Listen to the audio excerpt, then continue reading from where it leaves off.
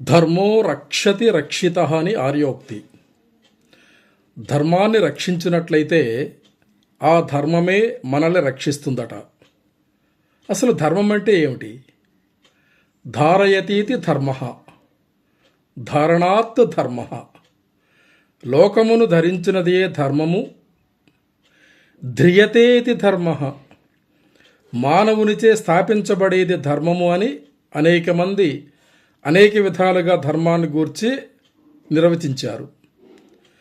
ప్రతి వ్యక్తి తన జీవితంలో పాటించవలసిన ధర్మాలు కొన్ని ఉన్నాయి. అవి పాటించనిచో లోక వ్యవస్థ తారుమారైపోతుంది.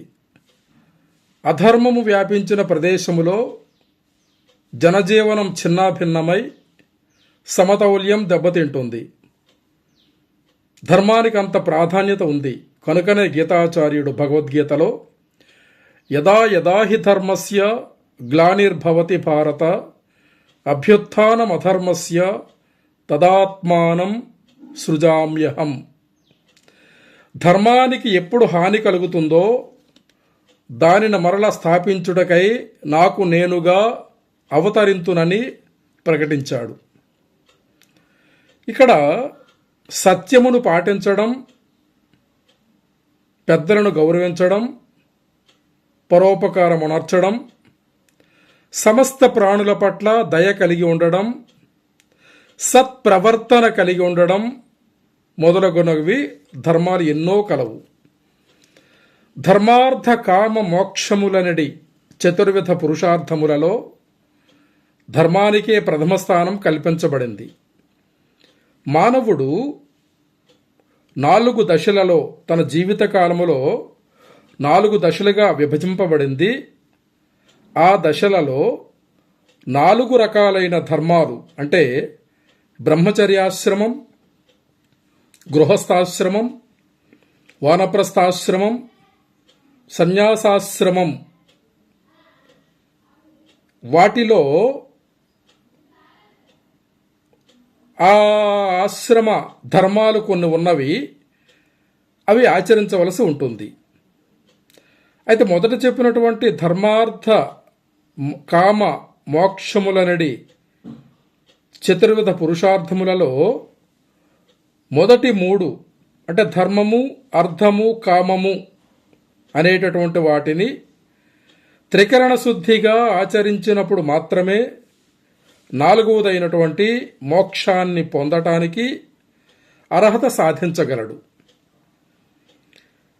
శ్రీమద్ రామాయణంలో రామచంద్రుని రాజధర్మాన్ని గమనించినట్లయితే స్నేహం దయాంచ సౌఖ్యం చ యదివా జానకీమపి ఆరాధనాయ లోకస్య ముంచతో నాస్తి మే వ్యథ. స్నేహాన్ని, దయను, సౌఖ్యాన్ని, చివరకు అగ్నిసాక్షిగా పెండ్లాడిన అర్ధాంగి అయిన జానకిని కూడా విడిచిపెడతాను గాని నా రాజధర్మాన్ని విడనాడను అని ప్రకటించి రామో విగ్రహవాన్ ధర్మ, మూర్తీభవించిన ధర్మావతారమే శ్రీరామచంద్రుడు అనే కీర్తిని పొందగలిగాడు. అట్లే మహాభారతములో ధర్మరాజు యొక్క ధర్మాచరణమే వారిని చివరంట కాపాడి ఎప్పటికైనా ధర్మానిదే గెలుపు అనే సత్యాన్ని లోకానికి అందించింది. మాంస విక్రయం చేస్తున్న ధర్మవ్యాధునితో కౌశికుడు నీవు ఈ ఘోరమైన మాంస విక్రయ వృత్తిని ఆశ్రయించుట తగునా అని ప్రశ్నిస్తే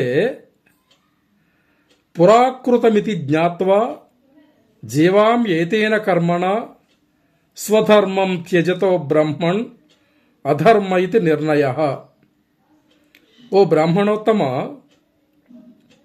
ఇది నా విద్యుక్త ధర్మము, జన్మతః సిద్ధించిన కర్మ కావున దీనితోనే నా కుటుంబం జీవించుచున్నది. స్వధర్మాన్ని విడిచిపెట్టి జీవించడం కూడా అధర్మమే అవుతుంది కదా అని సమాధానమిచ్చాడు. ఈ కాలంలో చాలామంది వల్లించేది ఒకటే మాట, దేశం చెడిపోయింది, ఎవరి పని వాళ్ళు చేయడం లేదు, సమాజం పూర్తిగా నాశనం అయిపోయింది ఇందులో ఆ మాటలు వల్లిస్తున్న వ్యక్తి తన విద్యుక్త ధర్మాన్ని ఎంతవరకు పాటిస్తున్నాడు అంటే సమాధానం శూన్యమే అవుతుంది. మనిషి తాను చేపట్టిన వృత్తిని కించపరుచుకోకుండా ధర్మబద్ధంగా ఆచరించగలగాలి.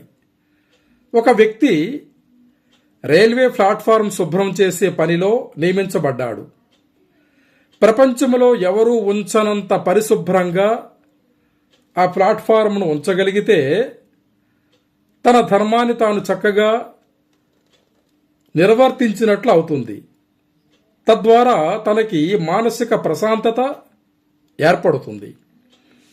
ఏ పని చేస్తున్నామని కాకుండా చేస్తున్న పని ఎంత ధర్మబద్ధంగా చిత్తశుద్ధితో ఆచరిస్తున్నామని గ్రహించగలిగితే లోకములో దానవ వ్యవస్థ మారి మానవ వ్యవస్థ ప్రతిష్ఠించబడుతుంది.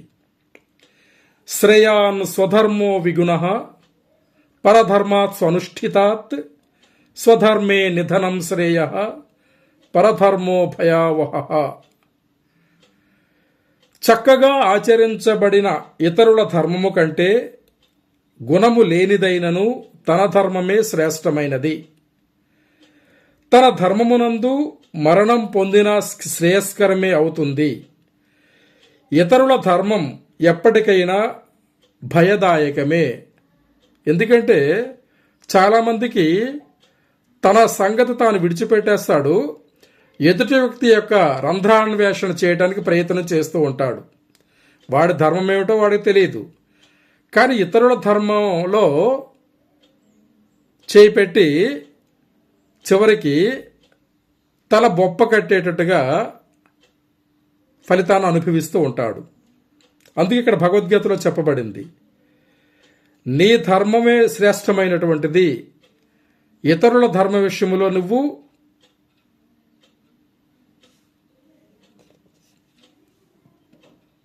ఎప్పుడూ కూడాను తల దోర్చకూడదు. అలా చేసినట్లయితే నీకే ప్రమాదము, అది ఎప్పటికైనా భయదాయకమే అవుతుందని ఇక్కడ చెప్పబడింది. శుభేన కర్మణా సౌఖ్యం దుఃఖం పాపేన కర్మణ కృతం భవతి సర్వత్ర నాకృతం విద్యతే క్వచిత్. ఈ జన్మలో మానవుడు అనుభవించు సుఖ దుఃఖములకు పూర్వకృతములకు పాపపుణ్యములే హేతువులు. అంటే మానవుడు తన సుఖ దుఃఖములకు దారిద్ర్య ఐశ్వర్యములకు తానే కర్త అగుచున్నాడు. కనుక ఉత్కృష్టమైన మానవ జన్మను ధర్మపథంలో నియంత్రించగలగాలి. అప్పుడు మాత్రమే మానవ జన్మ పొందినందుకు సార్థకత లభిస్తుంది. వరులేయవి యొనరించిన నరవర అప్రియము తన మనంబునుకగు తానురులకు అవి సేయక ఉనికి పరాయణము పరమధర్మ పదములకెల్లన్. అంటే ఇతరులు ఏం చేస్తే మన మనసు నొచ్చుకుంటుందో, ఇష్టపడదో, బాధపడుతుందో అట్టి వాటిని మనం ఇతరులకు ఆచరించకుండా ఉండుటయే పరమ శ్రేష్టమైన ధర్మమని మహాభారతంలో చెప్పబడింది. అధ్రువే జీవలోకేష్మిన్ యోధర్మమనుపాలయన్ జన్మ ప్రభృతి వర్తేత ప్రాప్నుయాత్ పరమాం గతిం. అశాశ్వతమైన ఈ జీవలోకమునందు ఎవరు ధర్మవర్తనులై తాము ధర్మాన్ని ఆచరిస్తూ ఇతరులకు మార్గదర్శనం చేస్తారో, తన జన్మను సార్థకమొనర్చుకొనుటకై ప్రయత్నిస్తారో అట్టివారు ధర్మాత్ములు అనబడి ఉత్తమ గతిని పొందగలరు. అట్లే తైత్తిరీయ అరణ్యకములో ధర్మేణ పాపమపనుదంతి ధర్మే సర్వం ప్రతిష్ఠితం తస్మాత్ ధర్మం పరమం వదంతి. సంపూర్ణ ప్రపంచానికి ఆశ్రయభూతమైన ధర్మాన్ని ఆచరించే ధర్మాత్ముణ్ణే ప్రజలు ఆశ్రయిస్తారు. ధర్మాచరణ ద్వారా పాప ప్రక్షాళన చేసుకుంటారు. అన్నింటికీ ఆధారమైన ఈ ధర్మమే సర్వశ్రేష్టమైనది.